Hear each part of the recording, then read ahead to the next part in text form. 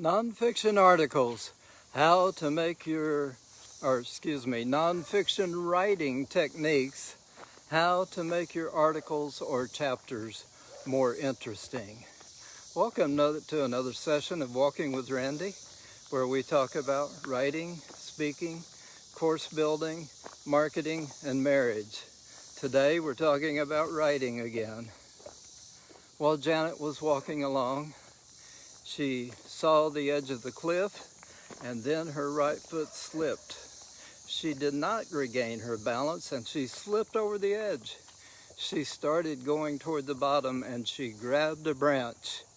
Then she was hanging there, hanging on for dear life. Now, how does that relate to your article or chapter? I don't know, but if you could find a way to make a connection, you would certainly have everyone's attention. I want to talk about some techniques for nonfiction writing, and we'll look at 4 of those today. First of all, use narrative items. Tell a story. Story can be a true story, so in that case you're still doing nonfiction, or the story might be a fiction story, and so you would be interspersing fiction within your nonfiction article or chapter. But at any rate, you can use storytelling or narrative techniques. One of the ways you can do that is in the area of the illustrations. Who doesn't love a good story? Another thing you can do is use the story arc to develop your material. And but you would have to do a little bit more research on what the story arc is, but that is something that you could do. Basically, you have a beginning, a middle, and an end, and you have a problem, and then you have a conflict, and then you have escalating problems and solving that conflict. Then finally, you solve the conflict. You can set up nonfiction writing in a similar manner. Another place you can use that is in the introduction. Now, you can use narrative techniques in the introduction, just like I did with the fictional story of Janet that was walking by the edge of the cliff and slipped off over the side. Or you can use a personal or a historical story as you go about doing that. A couple other techniques that are not necessarily narrative in an introduction is that you can ask a question or questions.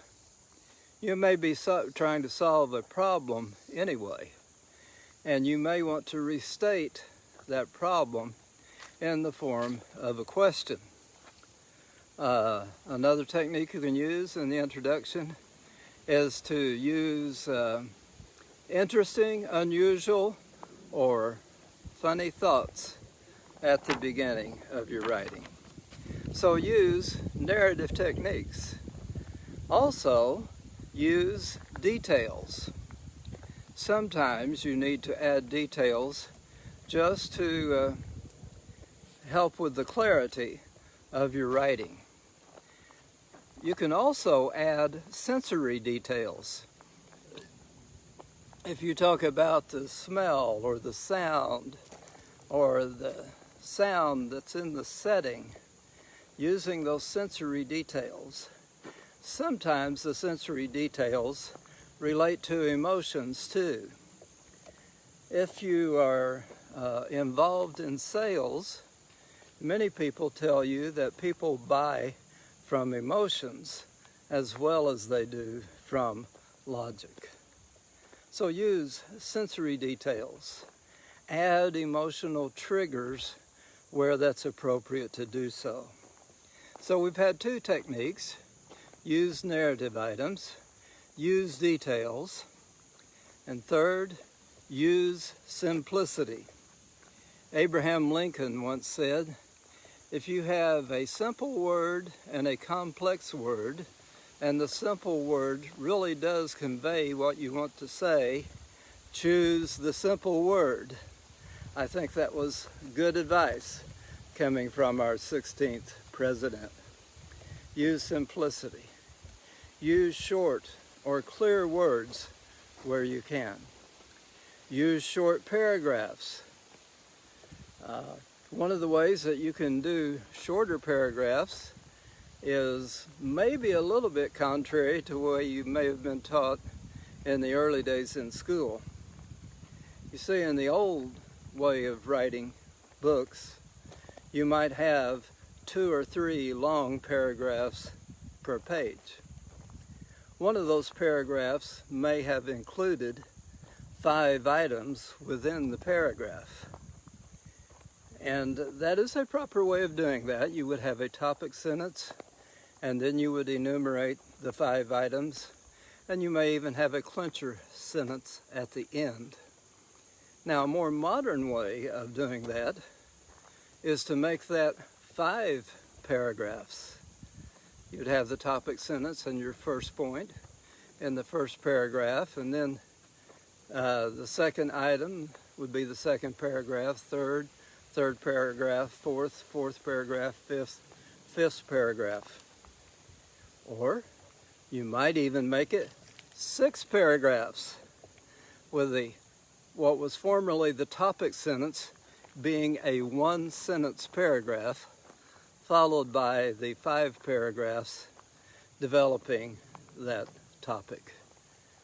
And you might even make it 6 paragraphs, having a clincher or summary sentence at the end. If you'll notice, in a lot of online writing, a lot of blogs, a lot of areas where you do that, if you'll notice in modern day copywriting, so to speak, they use a lot of white space. Many times there's a line between the paragraphs, which gives more white space. That is, if you have black letters on a white paper, which is usually how it's represented. But anyway, use simplicity. Use short paragraphs, short, clear words. Add white space where possible. And then the last technique is to use variety. So you can use variety in your sentence lengths. Now, I said to use short sentences, but don't make them all short sentences. They will be just like little bullets, just one right after the other coming in. So you want some variety in sentence lengths. Many of them will be shorter because you made a conscious effort to do that, but some of them should be longer, and you should have variety in sentence lengths. Also, in the sentence types, you have simple sentences, you have compound sentences, and even compound complex. Now, while you may want to use many short sentences, for variety, you will want to throw in compound sentences and even compound complex sentences. Use variety in sentence lengths and sentence types. Another thing you can do is use variety in points of view. If you are using stories, either fiction or nonfiction stories, to illustrate your points, you can tell those from the first person point of view. You may have been talking about something that was a personal experience of yours, and then you would speak of, I did this, I did that. That would be a first person point of view. Another story may relate to someone else, and you may speak about that in the third person. Sometimes you can tell about someone else, and you can tell it as though you are that character, which you make clear to your reader that you are not the character, but you can tell that from the first person point of view again.